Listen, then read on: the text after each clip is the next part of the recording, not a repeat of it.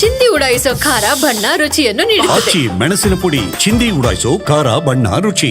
ಮಹಾರಾಷ್ಟ್ರ ಪಶ್ಚಿಮ ಘಟ್ಟಗಳಲ್ಲಿ ವರ್ಣನ ಆರ್ಭಟ. ಬೆಳಗಾವಿಯಲ್ಲಿ ಭೋರ್ಗರೆತಾ ಇದೆ ನದಿಗಳು. ಕೃಷ್ಣ, ಮಲಪ್ರಭಾ, ಘಟಪ್ರಭಾ, ವೈದಗಂಗಾ, ದೂದಗಂಗಾ, ಹಿರಣ್ಯಕೇಶಿ, ಮಾರ್ಕಂಡೇಯ ನದಿಗಳಿಗೆ ಜೀವ ಕಳೆ ಬರ್ತಾ ಇದೆ. ದಿನೇ ದಿನೇ ಕೃಷ್ಣಾ ನದಿಯ ಒಳ ಹೊರವಿನಲ್ಲೂ ಕೂಡ ಏರಿಕೆ ಆಗ್ತಾ ಇದೆ. ಚಿಕ್ಕೋಡಿ ಉಪವಿಭಾಗದಲ್ಲಿ 5 ಕೆಳ ಹಂತದ ಸೇತುವೆ, ನಿಪ್ಪಾಣಿ ತಾಲೂಕಿನಲ್ಲಿ 3 ಸೇತುವೆಗಳು ಜಲಾವೃತವಾಗಿದೆ. ಹಾಗೆಯೇ ಕಲ್ಲೋಳ, ಯಡೂರ, ಮಲ್ಲಿಕವಾಡ, ದತ್ತವಾಡ ಸೇತುವೆ ಜಲಾವೃತವಾಗಿರೋದು.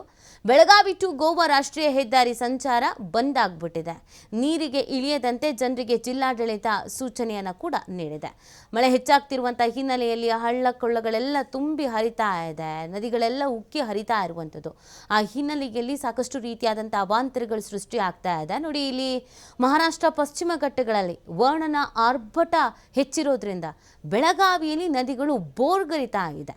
ಅದರಲ್ಲಿ ಪ್ರಮುಖವಾಗಿ ಕೃಷ್ಣ, ಮಲಪ್ರಭಾ, ಘಟಪ್ರಭಾ, ವೇದಗಂಗಾ, ದೂದಗಂಗಾ, ಹಿರಣ್ಯಕೇಶಿ, ಮಾರ್ಕಂಡೇಯ ನದಿಗಳಿಗೆ ಜೀವ ಕಳೆ ಬಂದ್ಬಿಟ್ಟಿದೆ. ದಿನೇ ದಿನೇ ಕೃಷ್ಣಾ ನದಿಯ ಒಳ ಹರಿವಿನಲ್ಲಿ ಏರಿಕೆ ಆಗ್ತಾನೇ ಇದೆ. ಚಿಕ್ಕೋಡಿ ಉಪವಿಭಾಗದಲ್ಲಿ 5 ಕೆಳ ಹಂತದ ಸೇತುವೆ, ನಿಪ್ಪಾಣಿ ತಾಲೂಕಿನಲ್ಲಿ 3 ಸೇತುವೆಗಳು ಜಲಾವೃತವಾಗಿದೆ. ಕಲ್ಲೋಳ, ಯಡೂರ, ಮಲ್ಲಿಕವಾಡ, ದತ್ತವಾಡ ಸೇತುವೆ ಜಲಾವೃತವಾಗಿರೋದು. ಇನ್ನು ಬೆಳಗಾವಿ ಟು ಗೋವಾ ರಾಷ್ಟ್ರೀಯ ಹೆದ್ದಾರಿ ಸಂಚಾರ ಬಂದ್ ಆಗ್ಬಿಟ್ಟಿದೆ. ಹಾಗಾಗಿ ಜನರಿಗೆ ಎಚ್ಚರಿಕೆಯನ್ನು ನೀಡಲಾಗಿದೆ. ನೀರಿಗೆ ಯಾವುದೇ ಕಾರಣಕ್ಕೂ ಇಳಿಬೇಡಿ ಅಂತ ಜಿಲ್ಲಾಡಳಿತ ಸೂಚನೆಯನ್ನು ಕೊಟ್ಟಿದೆ.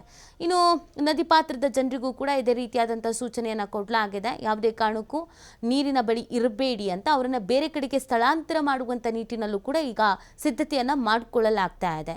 ಇನ್ನೂ ಮಳೆ ಇದೇ ರೀತಿಯಾಗಿ ಮುಂದುವರೆದಲ್ಲಿ ಸಾಕಷ್ಟು ರೀತಿಯಾದಂಥ ಸಮಸ್ಯೆಯನ್ನು ಎದುರಿಸಬೇಕಾಗತ್ತೆ. ಆ ಕಾರಣಕ್ಕಾಗಿ ಎಚ್ಚರಿಕೆಯನ್ನು ಇದೀಗ ವಹಿಸಲಾಗಿದೆ. ಇನ್ನು ಸೇತುವೆಗಳೆಲ್ಲವೂ ಕೂಡ ಜಲಾವೃತವಾಗಿರುವಂಥ ಹಿನ್ನೆಲೆಯಲ್ಲಿ ಸಾಕಷ್ಟು ರೀತಿಯಾದಂಥ ಸಮಸ್ಯೆಗಳು ಎದುರಾಗ್ತಾ ಇರುವಂಥದ್ದು. ಬದಲಿ ಮಾರ್ಗವನ್ನು ಅನುಸರಿಸಬೇಕಾದಂಥ ಪರಿಸ್ಥಿತಿ ಇದೆ. ಇನ್ನು ಸದ್ಯದ ಪರಿಸ್ಥಿತಿ ಏನಿದೆ, ಸದ್ಯದ ವಾತಾವರಣ ಯಾವ ರೀತಿ ಆಗಿದೆ ಅನ್ನೋದ್ರ ಬಗ್ಗೆ ನಮ್ಮ ಪ್ರತಿನಿಧಿ ಶ್ರೀಧರ್ ಅಲ್ಲಿನ ವಾಸ್ತವ ಚಿತ್ರಣವನ್ನು ವಿವರಿಸಿದ್ದಾರೆ. ನೋಡೋಣ ಬನ್ನಿ.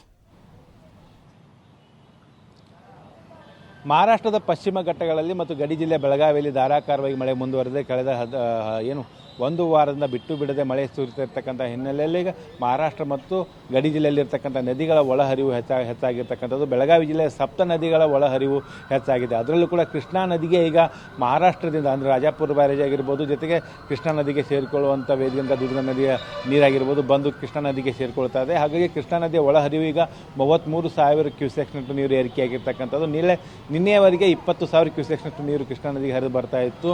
ಹಾಗಾಗಿ ಕಳೆದ 24 ಗಂಟೆಯಲ್ಲಿ ಮಳೆ ಆಗಿರ್ತಕ್ಕಂಥ ಕಾರಣಕ್ಕಾಗಿ ಕೃಷ್ಣಾ ನದಿ ಒಳಹರಿವು ಹೆಚ್ಚಾಗಿದೆ. ಇದರಿಂದ ಚಿಕ್ಕೋಡಿ ಉಪವಿಭಾಗದಲ್ಲಿ ಬರ್ತಕ್ಕಂಥ 5 ಕೆಳ ಹಂತದ ಸೇತುವೆಗಳು ಈಗ ಜಲಾವೃತಗೊಂಡಿದ್ದಾವೆ. ವೇದಗಂಗಾ, ದೂದಗಂಗಾ ನದಿಗೆ ಅಡ್ಡಲಾಗಿರ್ತಕ್ಕಂಥ ಒಟ್ಟು 3 ಕೆಳ ಹಂತದ ಸೇತುವೆಗಳು, ನಿಪ್ಪಾಣಿ ತಾಲೂಕಿನಲ್ಲಿ 3 ಕೆಳ ಹಂತದ ಸೇತುವೆ ಜಲಾವೃತಗೊಂಡ್ರೆ ಸಿಕ್ಕೋಡಿಯಲ್ಲಿ ಕೃಷ್ಣಾ ನದಿಗೆ ಅಡ್ಡಲಾಗಿರ್ತಕ್ಕಂಥ 2 ಕೆಳ ಹಂತದ ಸೇತುವೆಗಳು ಈಗ ಜಲಾವೃತಗೊಂಡಿರ್ತಕ್ಕಂಥದ್ದು.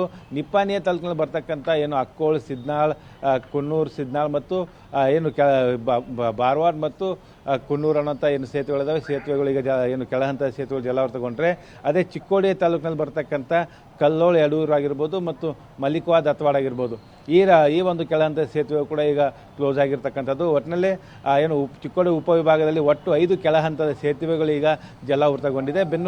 ಮಹಾರಾಷ್ಟ್ರ ಮತ್ತು ಗಡಿ ಜಿಲ್ಲೆಯಲ್ಲಿ ಹೆಚ್ಚಿನ ಪ್ರಮಾಣದ ಮಳೆ ಆಗ್ತಿರ್ತಕ್ಕಂಥ ಹಿನ್ನೆಲೆಯಲ್ಲಿ ಸಪ್ತ ನದಿಗಳಿಗೆ ಈಗ ಜೀವ ಕಳೆ ಬಂದಿದೆ. ಕೃಷ್ಣ, ಮಲಪ್ರಭಾ, ಘಟಪ್ರಭಾ, ವೇದಗಂಗಾ, ದೂದಗಂಗಾ, ಹಿರಣ್ಯಕೇಶಿ, ಮಾರ್ಕಂಡೇಯ ನದಿಗಳ ಒಳಹರಿವು ಹೆಚ್ಚಾಗಿದೆ. ಅದರಲ್ಲೂ ಖಾನಾಪುರದ ಪಶ್ಚಿಮ ಘಟ್ಟಗಳಲ್ಲಿ ಹೆಚ್ಚಿನ ಮಳೆ ಆಗ್ತಿರ್ತಕ್ಕಂಥ ಹಿನ್ನೆಲೆಯಲ್ಲಿ ಮಲಪ್ರಭಾ ನದಿ ಒಳಹರಿವು ಕೂಡ ಹೆಚ್ಚಾಗಿದೆ. ಹಾಗಾಗಿ ಇವತ್ತು ಕೂಡ ಬೆಳಗಾವಿ ಟು ಗೋವಾ ಹೋಗುವಂಥ ರಾಷ್ಟ್ರೀಯ ಹೆದ್ದಾರಿ ಇದೆ. ಆ ರಾಷ್ಟ್ರೀಯ ಹೆದ್ದಾರಿ ಮಾರ್ಗ ಕೂಡ ಬಂದಾಗಿದೆ. ಅಲ್ಲಿ ಪರ್ಯಾಯ ಮಾರ್ಗವಾಗಿ ಹೋಗೋದಕ್ಕೆ ಅವಕಾಶ ಮಾಡಿಕೊಡಲಾಗಿದೆ. ಜೊತೆಗೆ ಬರದಿಂದ ಅಲ್ಲಿ ಶೀತಲಗೊಂಡಂಥ ಸೇತುವೆಯನ್ನು ನೆಲಸಮಗೊಳಿಸಿ ಹೊಸ ಸೇತುವೆ ನಿರ್ಮಿಸುವ ಕೆಲಸ ಮಾಡಲಾಗ್ತದೆ. ಅದು ಕೂಡ 1 ತಿಂಗಳ ಅವಧಿಯಲ್ಲಿ ಪೂರ್ಣಗೊಳ್ಳುತ್ತೆ ಅನ್ನೋಂಥ ಮಾತನ್ನು ಈಗ ಅಧಿಕಾರಿಗಳು ಹೇಳಿರ್ತಕ್ಕಂಥದ್ದು. ಇದು ಒಂದು ಕಡೆ ಆದರೆ, ಮತ್ತೊಂದು ಕಡೆ ಮುಂಗಾರು ಮಳೆ ಈ ಬಾರಿ 15 ದಿನ ಮುಂಚಿತವಾಗಿ ಬಂದಿದ್ದರಿಂದ ರೈತರಲ್ಲಿ ಒಂದಿಷ್ಟು ಮಂದಹಾಸ ಮೂಡಿಸಿದ್ರು ಕೂಡ ಕೃಷಿ ಚಟುವಟಿಕೆ ಬಿತ್ತನೆ ಮಾಡೋದಕ್ಕೆ ಮಳೆ ಅಡ್ಡಿ ಆಗ್ತಿರ್ತಕ್ಕಂಥದ್ದು. ಜೊತೆಗೆ ಮಹಾರಾಷ್ಟ್ರ ಮತ್ತು ಬೆಳಗಾವಿಯಲ್ಲಿ ಕೂಡ ಇದೇ ರೀತಿಯ ಮಳೆ ಇನ್ನೂ ಕೆಲ ದಿನಗಳ ಕಾಲ ಬರಲಿದೆ ಅನ್ನೋಂಥ ಒಂದು ಮುನ್ಸೂಚನೆ ಹವಾಮಾನ ಇಲಾಖೆ ಕೊಟ್ಟಿದ್ದಾರೆ. ಹಾಗಾಗಿ ನದಿ ಪಾತ್ರ ಜನರು ಎಚ್ಚರದಿಂದ ಇರುವಂತೆ, ಜೊತೆಗೆ ಯಾವುದೇ ಕಾರಣಕ್ಕೂ ನದಿಯ ನೀರಿನಲ್ಲಿ ಇಳಿಯದಂತೆ ಒಂದು ಜಿಲ್ಲಾಡಳಿತ ಎಚ್ಚರಿಕೆಯನ್ನು ಕೊಟ್ಟಿದೆ. ಅದರ ಜೊತೆಗೆ ಏನು ಕೆಳ ಹಂತದ ಸೇತುವೆಗಳೇನು ಮುಳುಗಡೆಗೊಂಡಿದ್ದಾವೆ ಅಲ್ಲಿ ಯಾವುದೇ ರೀತಿಯ ಒಂದು ವಾಹನ ಸವಾರರು ಹೋಗಬಾರದು ಅಂತೇಳಿ ಬ್ಯಾರಿಕೇಡ್ಗಳನ್ನು ಹಾಕಿ ರಸ್ತೆಯನ್ನು ಸಂಪೂರ್ಣವಾಗಿ ಬಂದ್ ಮಾಡಲಾಗಿದೆ. ಮಳೆ ನೀರಿನಲ್ಲಿ ಆಗಿರ್ಬೋದು, ಸೇತುವೆಗಳಲ್ಲಿ ಆಗಿರ್ಬೋದು, ಯಾರು ಕೂಡ ವಾಹನವನ್ನು ತೆಗೆದುಕೊಂಡು ಹುತ್ತಾಟ ಮಾಡದಂತೆ ಎಚ್ಚರ ವಹಿಸುವಂಥ ಕೆಲಸವನ್ನು ಈಗಾಗಲೇ ಸ್ಥಳೀಯ ತಾಲೂಕು ಆಡಳಿತ ಕೂಡ ಕೈಗೊಂಡಿರ್ತಕ್ಕಂಥದ್ದು.